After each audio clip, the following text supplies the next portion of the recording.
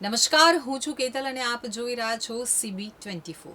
રથયાત્રાને હવે ગણતરીના દિવસો જ બાકી રહ્યા છે, ત્યારે કોઈ પણ અનિચ્છનીય બનાવ ન બને તે માટે વહીવટીતંત્ર દ્વારા સઘન ચેકિંગ હાથ ધરવામાં આવ્યું છે।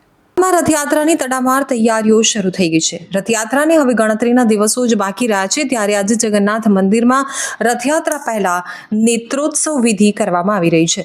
દર વર્ષે અષાઢી બીજના દિવસે ભગવાન જગન્નાથજીની રથયાત્રાની શહેરમાં ધામધૂમથી ઉજવણી કરવામાં આવે છે।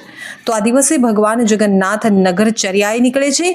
રથયાત્રાના દિવસે અકસ્માત અને દુર્ઘટના ટાળવા પોલીસ તેમજ વહીવટી તંત્ર દ્વારા સઘન તૈયારી હાથ ધરવામાં આવી છે। શહેરમાં તારીખ 27 જૂનના રોજ રથયાત્રાની ભવ્ય ઉજવણી થશે। તો મહાનગરમાં ભક્તિભાવપૂર્ણ વાતાવરણમાં યોજાતી આ રથયાત્રાના 16 કિલોમીટર લાંબા રૂટમાં યાત્રા દરમિયાનની સુરક્ષા સલામતી વ્યવસ્થાઓ અંગે અમદાવાદ શહેર પોલીસ દ્વારા ખાસ તૈયારીઓ કરવામાં આવી રહી છે। લોકોના જાહેર હિતને ધ્યાનમાં રાખી મનપા દ્વારા બિન સલામત, જર્જરિત અને નબળા મકાનોને લઈ ચેતવણી આપવામાં આવી હતી કે આવા સ્થાનો પર રથયાત્રા દરમિયાન વધુ લોકો ભેગા ન થાય। જે મકાનોમાં ગેલેરી અને ઝરૂખાનું બાંધકામ નબળું હોય ત્યાં વધુ ભીડ ભેગી ન થાય તેનું ખાસ ધ્યાન રાખવામાં આવે।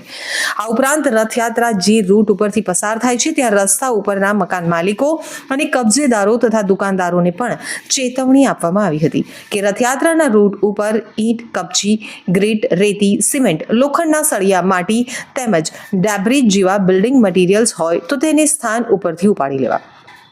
જે પણ વેપારી કે મકાન માલિક આ કામગીરીમાં બેદરકારી રાખશે તો તેમની સામે કાયદેસર કાર્યવાહી કરવામાં આવશે। રથયાત્રા દરમિયાન અનિચ્છનીય બનાવ ટાળવા જાહેર હિતમાં મનપા દ્વારા કામગીરી કરવામાં આવી છે।